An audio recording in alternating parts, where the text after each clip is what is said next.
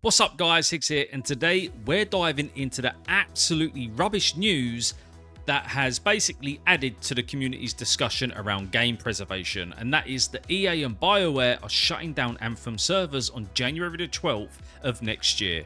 That means this game, one of the most ambitious sci-fi shooters of the last decade, will be completely unplayable. Gone. That's it. No more. So why is this such bad news for gamers? And what does it mean for the future of gaming? We're breaking it all down in this video, so grab a coffee and let's get into it. As always though, if you like the video, hit that like button and don't forget to subscribe to the channel as well for more gaming news.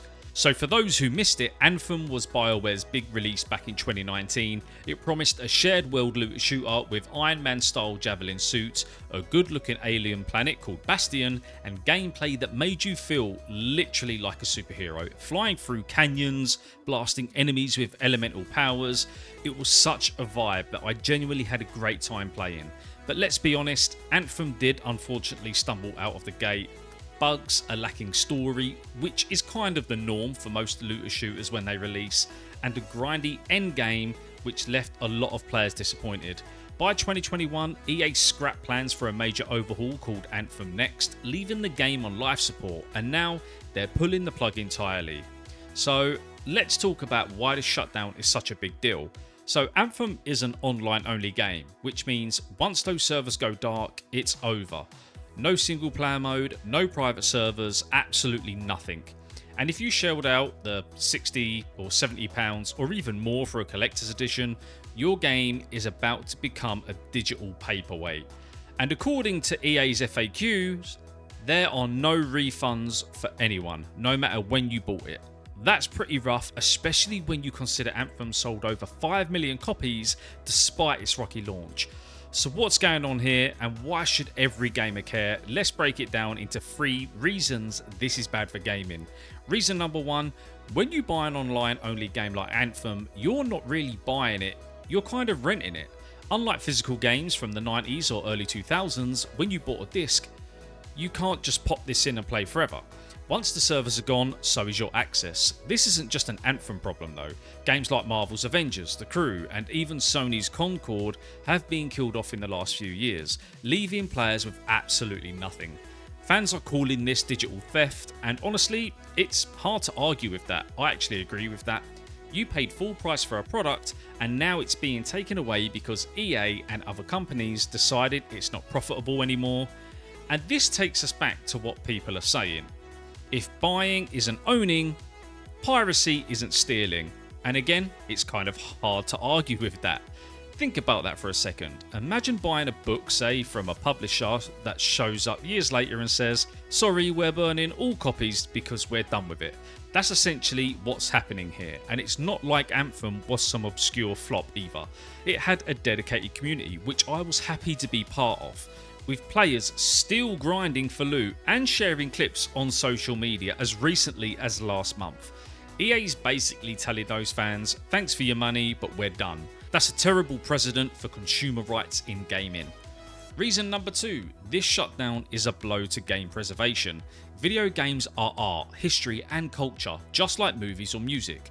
We can still play Super Mario Bros. From 1985 or StarCraft from 1998 because they weren't tied to servers. But Anthem, once those servers go offline, it's gone forever. No museum can archive it, no future gamer can experience its incredible flying mechanics or explore Bastion's jungles. And let me tell you something, Anthem's gameplay was so good and no other game has you feeling like Iron Man the way Anthem did. The way you could just chain combos with your javelin, swoop through the air and team up with friends, it was unique, even if the story didn't always deliver. I know Anthem had its issues, the story was kind of forgettable, the loot system could be an absolute slog and a grind, which again is the same for most looter shooters on release, and EA's mismanagement didn't help, but that's pretty standard for them these days. But it had some kind of heart to it. The developers at BioWare did pour a lot into building this world, considering the absolute mess of development cycle it got. And players invested hundreds of hours mastering those javelins, me included. I'm not just jumping on some bandwagon here, guys. My relationship with Anthem goes back pretty deep because that's when I kind of started making content and streaming, and we built up a good community in the directory over on Purple. And I have to say, everyone was good. All the streamers, we all helped each other out, raided each other. It was a really good time. Shutting it down without an offline mode or private server support is like erasing a piece of gaming history. And it's not just Anthem. Every online game is at risk of this fate, and that should scare us all. This brings us to the movement that's fighting back, called Stop Killing Games. This grassroots campaign, led by gamers like you and me, has exploded with over 1.1 million signatures as of this month. This movement is demanding laws to protect games from being rendered unplayable. They're pushing for publishers to include offline modes, release server code for community hosting, or provide other solutions so games like Anthem don't just vanish. EA's decision to shut down Anthem servers right now feels like a direct challenge to this movement. It's like they're saying, we can kill games whenever we want and you can't stop us. Fans are pointing out this timing, with EA's spitting in the face of Stop Killing Games. The petition's goals align perfectly with Anthem's situation. If EA had implemented an offline mode or open sourced the servers, players could keep enjoying the game they paid for. Instead, this shutdown is a textbook example of why Stop Killing Games exists and why it's gaining so much traction, and why you as a gamer should definitely sign this. In the UK and the EU, it is picking up some real pace right now, and it has a chance to kind of go somewhere, because consumer rights in our country and in the EU are taken pretty seriously. I'm not so sure what it's like over the pond in America. You'd have to let me know down in the comments. Now let's talk about reason number 3. The timing of this shutdown is a slap in the face to the gaming community. The Stop Killing Games petition is making waves, and Anthem's shutdown feels like EA is doubling down on ignoring players. They could have learned from other games that found ways to live on, but instead they're choosing the easy way out. Let's look at what could have been done differently. Let's take Warframe. It's been running for over a decade with constant updates and a thriving community. Or Destiny 2, which, yeah, it has its own issues, but Bungie is like keeping it alive with new content and a strong single player component. Even older games like Star Wars Galaxies got private servers thanks to fan efforts after EA shut it down.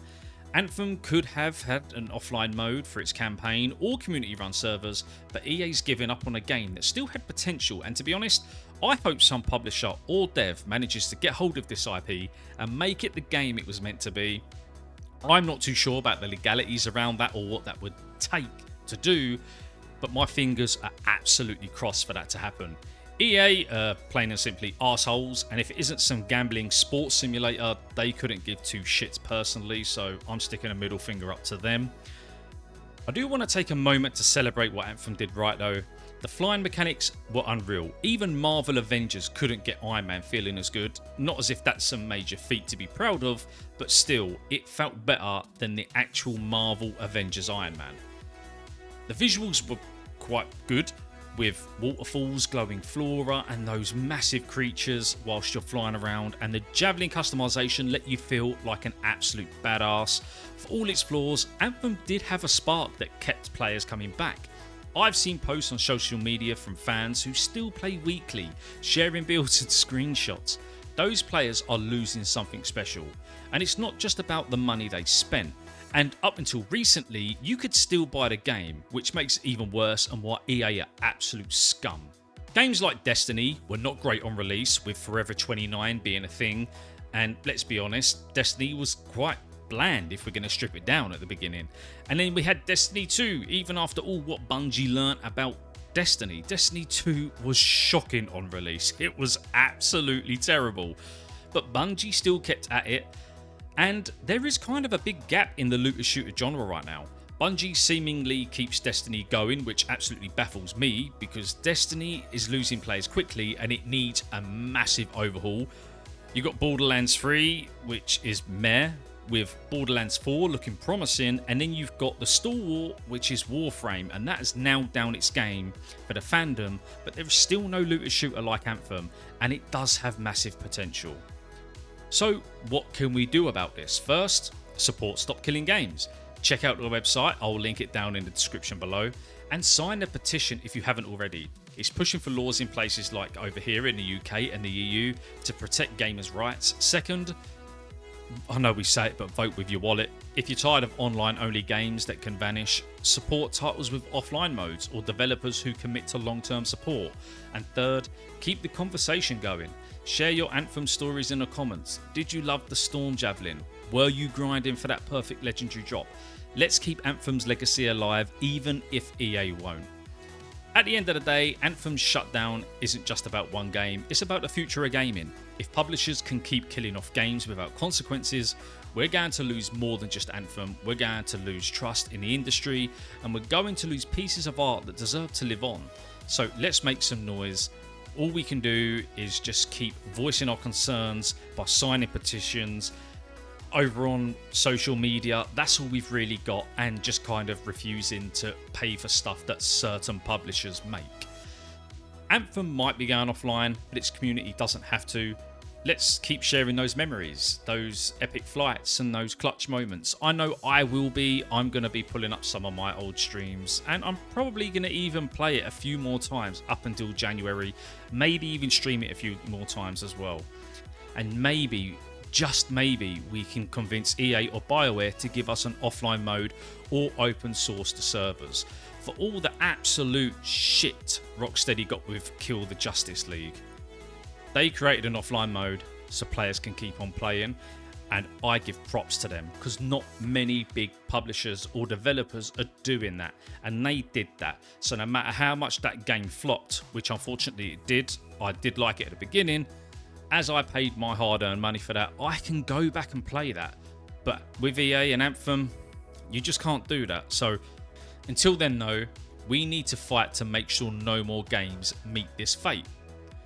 Alright, that's my take on Anthem shutdown. What about you? How are you feeling about all this? Not just Anthem, but other games, the Stop Killing Games movement. Do you think it's time to let Anthem just go and fade away? Or, like me, would you like to see it be revived again by someone else that really wants to put their heart and soul into it? Drop your thoughts down in the comments below, guys, and let's just have a friendly chat about it, no hate. But if you want more gaming news and for me to go into subjects like this, hit that subscribe button, guys. And if you have enjoyed it, please hit that like button as well, because it helps the video out. But as always, thanks for watching, take care, and I'll see you on the next video.